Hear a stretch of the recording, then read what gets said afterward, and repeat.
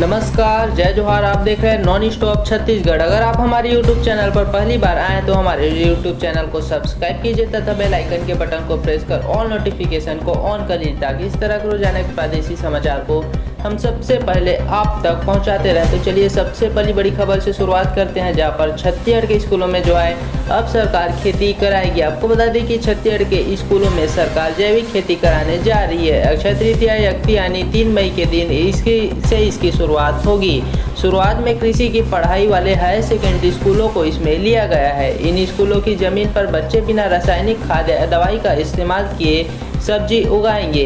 इस सब्जी का इस्तेमाल मध्याह्न भोजन में किया जाएगा। अधिकारियों का कहना है कि प्रदेश के 214 हायर सेकेंडरी स्कूलों में कृषि संकाय संचालित है। कृषि के अध्ययन अध्यापन के लिए स्कूलों में मापदंड अनुरूप कम से कम 4 एकड़ कृषि भूमि उपलब्ध है। यहाँ जैविक खेती की जाएगी। शिक्षा विभाग ने यहाँ भूमि के रख रखाव, जैविक खाद, वर्मी कंपोस्ट, गौमूत्र आदि की उपलब्धता सुनिश्चित कराने को कहा गया है। जैविक खेती के लिए संबंधित जिले के कृषि विज्ञान केंद्र एवं उद्यानिकी विभाग के वैज्ञानिकों एवं अधिकारियों की मदद ली जाएगी।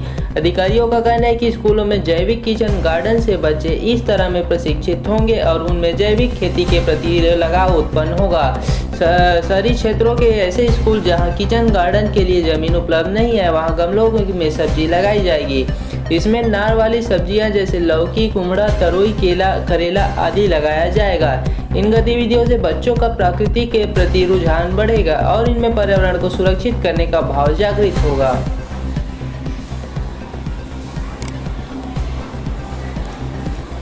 वही नियमितीकरण के लिए जो है 400 किलोमीटर की तिरंगा यात्रा आपको देखने को मिल रहा है। छत्तीसगढ़ में महात्मा गांधी राष्ट्रीय ग्रामीण रोजगार गारंटी अधिनियम यानी मनरेगा में काम कर रहे मजदूर 400 किलोमीटर लंबी तिरंगा यात्रा निकाल रहे हैं। हाथों में करीब 1 किलोमीटर लंबा तिरंगा लिए ये मजदूर रायपुर पहुंचने वाले हैं। इनकी मांग है कि इन्हें भी अब नियमित कर्मचारी बनाया जाए। इसे लेकर मुख्यमंत्री तक अपनी बात पहुंचाना चाहते हैं। दरअसल मनरेगा में काम कर रहे मजदूर अब अपने आप को कर्मचारी बता रहे हैं। साथ ही नियमित किए जाने की मांग को लेकर पिछले कई दिनों से आंदोलन कर रहे हैं। इसी मनरेगा मजदूरों ने दंतेवाड़ा से एक दांडी मार्च निकाला है। यह मार्च अलग अलग जिलों से होता हुआ धमतरी के रास्ते शाम को रायपुर में प्रवेश कर गया है। इसमें करीब 5000 मनरेगा मजदूर शामिल हैं। वही मनरेगा मजदूरों का कहना है कि यह छत्तीसगढ़ का पहला आंदोलन है जिसमें कर्मचारियों ने अपनी मांगों को लेकर 400 किलोमीटर लंबी दांडी यात्रा निकाली है। नेतृत्व कर रहे सूरज सिंह ठाकुर कहते हैं कि अन्य जिलों से भी पद यात्रा शामिल हो गए हैं। इसके बाद निमोरा पहुंचने पर यह अब तिरंगा रैली के रूप ले चुकी है। उन्होंने कहा कि विश्वास के है कि संवेदनशील मुख्यमंत्री जी उनकी मांगों को जरूर सुनेंगे।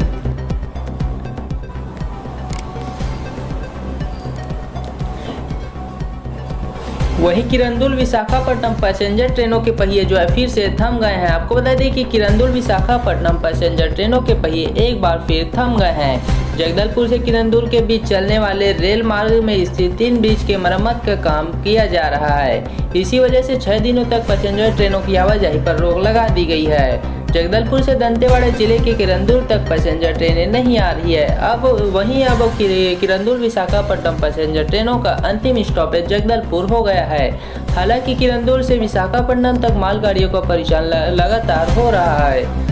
पिछले 10 दिनों में दूसरी बार पैसेंजर ट्रेनों के परिचालन पर रोक लगी है। रेलवे के सीनियर एम आर नायक ने बताया कि मरम्मत काम के चलते विशाखापट्टनम से आ रही यात्री ट्रेनों को जगदलपुर में रोकने का निर्णय लिया गया है। यहीं से ट्रेनें फिर से विशाखापट्टनम लौट जाएंगी। इसके अलावा 25 अप्रैल को माओवादियों ने दंडकारण्य बंद का ऐलान किया था। इसी वजह से रेलवे ने 2-3 दिन पहले से ही किरंदुल विशाखापट्टनम पैसेंजर ट्रेन का किरंदुल तक परिचालन बंद कर दिया था, क्योंकि इस रेल मार्ग को नक्सली अक्सर अपना निशाना बनाते हैं। रेलवे ट्रैक उखाड़कर वारदात को अंजाम देते हैं। इसी वजह से रेलवे ने ट्रेनों के नहीं चलने का निर्णय लिया था।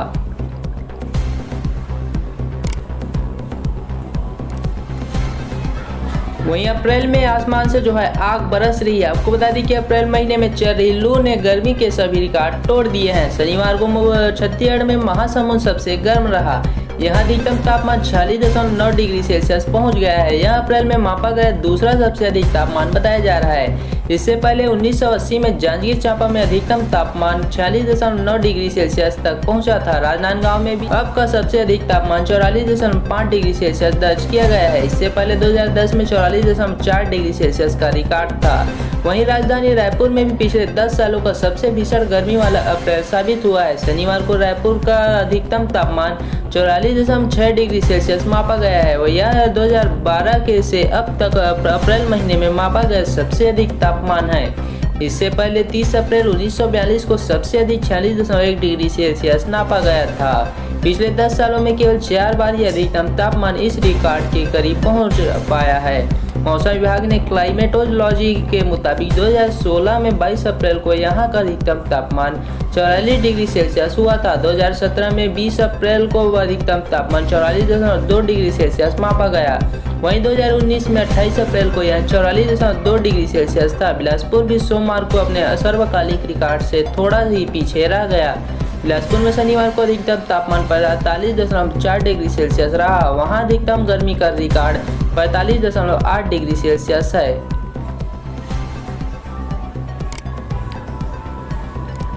वहीं सिंहदेव जो है 4 मई से छत्तीसगढ़ के दौरे पर नजर आएंगे। आपको बता दें कि छत्तीसगढ़ के पंचायत, ग्रामीण विकास और स्वास्थ्य मंत्री टी.एस. सिंहदेव अगले सप्ताह से प्रदेश भर के दौरे पर निकलने वाले हैं। इसकी शुरुआत 4 मई को दंतेवाड़ा से हो रही है। प्रदेश के विभिन्न जिलों के प्रवास के दौरान सिंहदेव अधिकारियों की बैठक लेकर विभागीय योजनाओं की समीक्षा करने वाले हैं। इसके साथ ही वे कांग्रेस कार्यकर्ताओं से मुलाकात भी करेंगे। तय कार्यक्रम के मुताबिक टी.एस. सिंहदेव 4 मई को हेलीकॉप्टर के जरिए रायपुर से दंतेवाड़ा रवाना होंगे। वहां पहुंचकर दंतेश्वरी माता के मंदिर जाएंगे। दर्शन पूजन कर प्रवास की विविध शुरुआत करेंगे। शुरुआत कांग्रेस के स्थानीय नेताओं कार्यकर्ताओं के साथ मुलाकात से होगी। उसके बाद वे दंतेवाड़ा कलेक्ट्रेट के अधिकारियों की बैठक लेकर विभागीय योजनाओं और कार्यक्रमों की समीक्षा करेंगे। वहीं स्वास्थ्य मंत्री टी.एस. सिंहदेव अपने दौरे के समय नगरी के पास भीमा कोटेश्वर धाम मंदिर भी जाएंगे। उनका वहां जाने का कार्यक्रम 6 मई को शाम 5 बजे के करीब है। सिंहदेव वहां स्वयं भूमि शिवलिंग की पूजा अर्चना करने के बाद धमतरी के लिए रवाना होंगे। इसके अलावा 4 मई से मुख्यमंत्री भूपेश बघेल भी प्रदेश के विधानसभा क्षेत्रों के दौरे पर निकल रहे हैं। उनके प्रवास की शुरुआत सरगुजा क्षेत्र के बलरामपुर विधानसभा से हो रही है। अगले एक सप्ताह मुख्यमंत्री उसी क्षेत्र में रहने वाले हैं। मुख्यमंत्री की कोशिश प्रत्येक विधानसभा क्षेत्र के 3 गांवों कस्बों का दौरा कर सरकार और प्रशासन के बारे में फीडबैक लेने की है।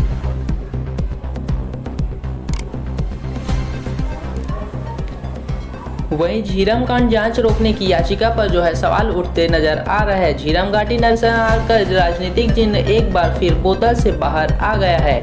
इस बार बहाना बनी है नेता प्रतिपक्ष धर्मलाल कौशिक की याचिका। इसमें उन्होंने झीरम कांड की न्यायिक जांच रोकने की मांग की है। अब प्रदेश के नगरीय प्रशासन एवं विकास मंत्री डॉक्टर शिव डहरिया ने इस पर याचिका पर सवाल उठाए हैं। उन्होंने पूछा है कि इस याचिका के जरिए पूर्व मुख्यमंत्री डॉक्टर रमन सिंह और नेता प्रतिपक्ष धर्मलाल कौशिक किसे बचाने की कोशिश कर रहे हैं। कांग्रेस के प्रदेश मुख्यालय राजीव भवन में पत्रकारों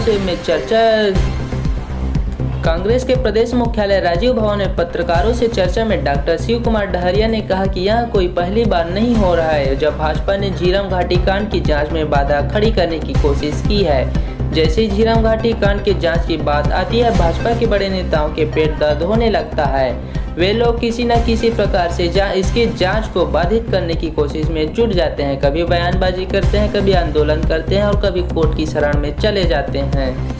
इसके अलावा मंत्री शिव कुमार डहरिया ने पूछा कि नेता प्रतिपक्ष धर्मलाल कौशिक क्या इस बात से डरते हैं कि झीरम घाटी कांड की जांच में कोई ऐसा सच निकल आएगा जिससे तत्कालीन भाजपा सरकार के किसी कुत्सित चेहरे से नकाब उड़ जाएगा। क्या धर्मलाल कौशिक इस बात से डरते हैं कि जांच में तत्कालीन मुख्यमंत्री डॉक्टर रमन सिंह की लापरवाही सामने आ जाएगी?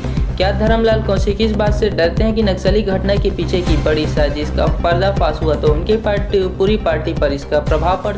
मंत्री डॉक्टर डहरिया ने कहा कि अगर यही घटना भाजपा नेताओं के काफिले के साथ हुई होती, अगर उसमें भाजपा के बड़े नेता मारे गए होते तो क्या धर्मलाल कौशिक इसकी जांच को रोकने का ऐसा प्रयास करते?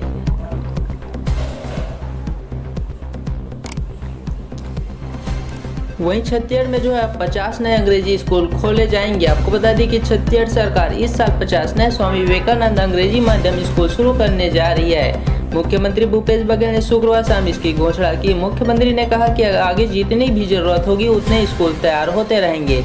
बच्चों की शिक्षा गुणवत्ता से कोई समझौता नहीं किया जाएगा। प्रदेश में अभी ऐसे 171 स्कूल संचालित हैं। छत्तीसगढ़ में 2 साल पहले शुरू किए गए स्वामी आत्मानंद उत्कृष्ट अंग्रेजी माध्यम स्कूल को लेकर जबरदस्त रुझान देखने को मिल रहा है। इन स्कूलों में प्रवेश के लिए होड़ मची है। प्रदेश के 171 स्कूलों में से 126 स्कूलों के 34,652 सीटों के लिए तकरीबन 1,48,048 आवेदन प्राप्त हुए हैं।